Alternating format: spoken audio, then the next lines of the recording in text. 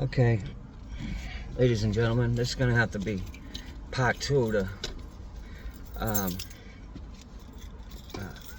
the 2-on-1. I go to lock in with one kid, and his cousin's in there with him. So I told the whole beginning of the story. If you haven't seen it or know it, this story is not gonna make sense unless you go back and watch it. So you gotta go on my Instagram. You'll only catch the beginning of that story, and go on my YouTube at John Ahern, JOHNAHEARN 3418, or search Hard Time Real Talk. That's my YouTube. So this only shows a teaser on Instagram. The rest of the stories are all on YouTube. So it's kind of like that's supposed to be a way. If you watch the beginning and it's tantalizing enough on Instagram, and you're like, you know what, I want to hear the rest of that story, I wonder how that ends, you can catch the whole story on YouTube. Okay, so after I finish my first state bid, I wrap up out of Walpole. I'm not out long. I'm only out for like a week and a half. I get snatched back up in Concord. I go back to Concord. This is the pre-Suboxone era, pre-K2 era. So I'm still on my shit, working out, going to the gym every fucking day, doing everything I can to put weight on, get big, fucking hit the mitts, stay sharp. Fucking in case I get into something, I'm gonna be, ready. So now, dudes in a house of correction ain't on that. Like, most dudes ain't on that. Like, making sure, like, if shit pops off, they're fucking at tip-top shape and ready. Running in the yard, making sure my wind's up, all that. So I was essentially training. If something like this happens. These kids were 2 kids fresh off the street, were a new man. So I sit in Concord for like 90 days. They end up offering me 6 months to wrap up all my shit. Wrap up my probation, wrap up everything in South Bay. So now I gotta go to South Bay just after being in Walpole for over 3 years. Level 6 maximum security Walpole. DDU, whole 9 yards. The place was a zoo, but respectful zoo. But when shit popped off, it popped off. It was by far the worst place, dangerous wise, I've ever been. And to go from there to not even 3 months later being in South Bay, my mentality had not switched off. So I'm still on like that respect shit. You're gonna respect me, or there's gonna be consequences. So this is what happens. I'm a runner. The cop knows me, sees, I haven't seen you in a while. I goes, yeah, I've been upstate. I'm trying to go straight to CWP, which I should have known was never going to happen, especially with the mentality I had. Cop Kitterick, I know, from Dorchester, gives me a runner's job. So I'm a runner. So they were out waxing the floor all night. So before we started chow in the morning, we had to carry all the tables back to set up for chow. And my hands were slippery. And the tables are nice and heavy, but like it's a nice workout. So I would use it as a workout. As I'm fucking carrying them, I would do some shrugs and shit like that. So I'm doing that.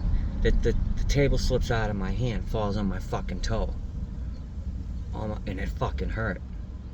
And I didn't know these kids from nothing. You know what I mean? Definitely not to the situation where what happened was okay. Like, I'm thinking, so I hear a kid laughing like it was funny. And I'm like, who the fuck is that? And I see him at the door. I'm like, was that you? Because it was early. It was like fucking 6 in the morning. I'm like, you find something funny, you little fucking punk?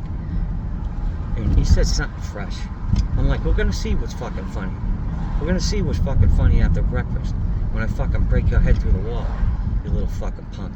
You little fresh fuck. You're gonna learn respect. You know what I mean? Like, I can't believe this kid just, like, still stayed fresh. Like, if he had just, like, been like, yo, my bad, like, I didn't, you know what I mean? Like, he could have definitely wiggled his way out of this. But he didn't. His cousin was in the cell. Like, he thought he had to fucking stay tough. Oh, this white boy, I'm gonna say. But it was the wrong, I'm telling you, right? He knows today, he found out. He fuck around and find out, F-A-F-O, man, that it was the wrong fucking white dude.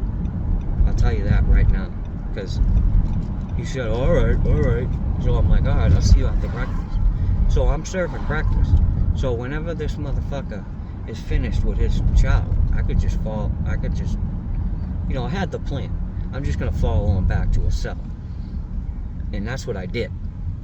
That's what I did. I don't know if he thought I was really going to do it or not, but believe me, I did. Oh, and mind you, a dude came in that I was in Walpole with, from the street, with a couple Klonopins. So I ate like 1.5 blue Klonopins. So I had a couple beans in me, right? So I was already had that anger in me, right? So I would have done this anyway, sober or not, trust me. So I followed him to his cell after chow. I'm like, what's up, motherfucker? Go in there. So he goes in there, right? Now, people had gathered around, right? Now, I didn't tell anybody or anything. I didn't fucking let, like, white dudes know or anything. Yo, I'm going to move on, dude. Like, it wasn't nothing. It wasn't nothing to me. It was just like, I was going to take a piss. You know what I mean? And that's what I did. I fucking went down to the kid's cell, and the other kid was in there, and they were both in there with their fucking dukes up, like fucking looking so stupid. Neither one of them knew how to hold their hands. So I'm like, all right, and I was just so amped up. I tried to close the door behind me, but I was just too amped. I took my shirt off, fucking closed the door behind me, try to slam it, try to lock it, so they could. Now you can't. I go, now you can't fucking leave, right? That type of shit. Some Bronx Tale shit. Went in there, now you can't leave. Boom. Fucking dropped the first one, took him right out with a bang bang, hit him with a 2-piece, right? He didn't know how to put his hands up or have defense for that at all. And I just crushed him. And he was down. He was down, didn't know where he was. He was not able to fight anymore. So now it became a one-on-one real quick. And all I remember is just fucking losing it, blacking out on this motherfucker, and just going ham. And coming to with I remember the cop Phelps. It was a cop, his name was Phelps, because there was a lieutenant of the IPS, Phelps, up in the Max. Him pulling me off, I'm like, fucking chill out, what the fuck? And there was just blood all over me. I had this kid's blood all over me. And it was just savage shit. I fucked this kid up. I fucked both of them up bad. I didn't get, none of them landed a punch.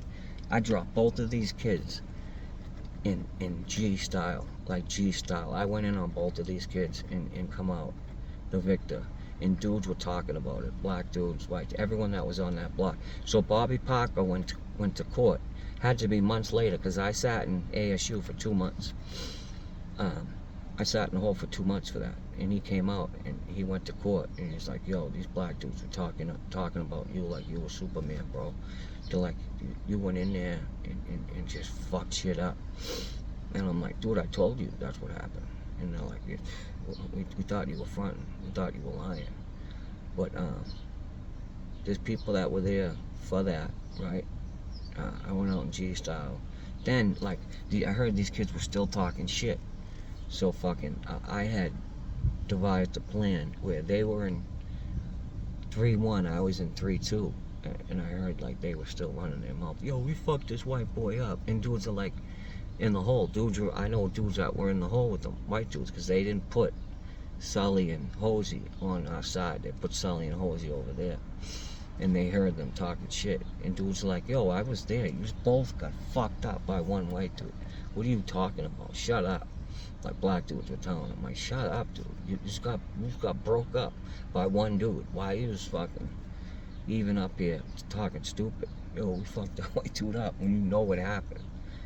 Like, it wasn't even close. So anyways, that was the story. And that's not one of this is, I try to be humble, right? I put out 31 videos, and that wasn't a story I wanted to put out first, because people are just, who's this guy just coming out of nowhere telling stories of beating up two people. I've told stories about me losing fights, getting beat up one-on-ones. You know, and I haven't won fucking every fight, but I've been in more fights than most. I've never met a person that's been in. I can't say that. Probably Boo Boo's up there. I know a couple people up there, but not many that's had as many fights inside as I've had. You know what I mean? Because I know I've been lugged about 20 times for fights, and that's not counting how many times I've locked in with dudes, fought my cellmates, fucking slapped dudes around, you know, got physical with people. I couldn't even tell you how many. I couldn't even. I could maybe give you a guesstimate, but I'm not even going to do that, because it doesn't even, it wouldn't even sound realistic, to be honest with you, because like that's all I did for a long time. You know what I mean?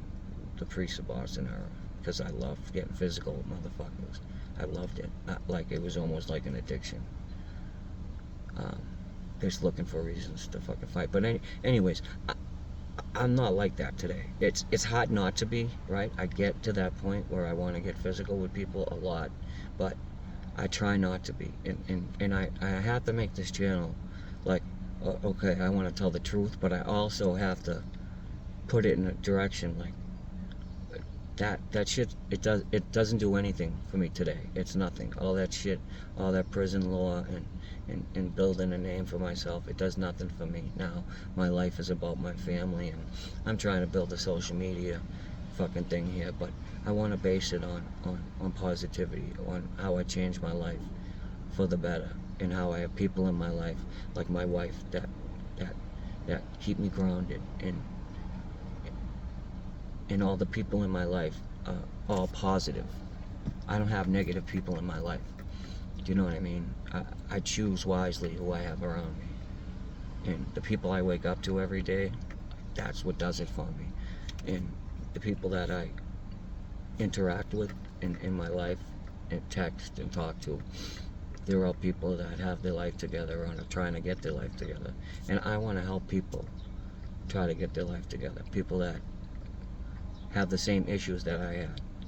Because I had some issues, boy, and I had to work through them. And I'm still working through them. I'm not perfect. So I'm trying to make this into a positive thing where you still don't want to be around that environment. Stupid people doing stupid things, being disrespectful. You never, no matter how tough you are, no matter who, there's someone always going to be tougher, right? But there's someone still going to come around who doesn't know who you are, who's going to fucking disrespect you in some way. You can never fucking, unless you're fucking Fatih or something, you know what I mean? And he's a fucking Skinner.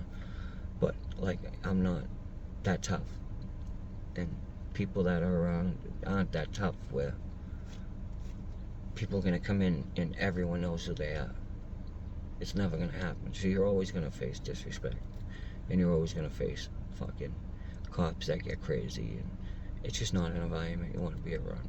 You want to get out, you want to stay out, you want to build positive relationships, seek help for whatever issues you have, whether it's substance abuse, mental health, what have you. You can DM me, and I will give you the best advice that I could give you to how I got where I got. Okay? Boss Down Kicks, bam. Also Hard Time, Real Talk on YouTube. Thank you for listening. If you made it this far, I appreciate you. Thank you. Bye-bye.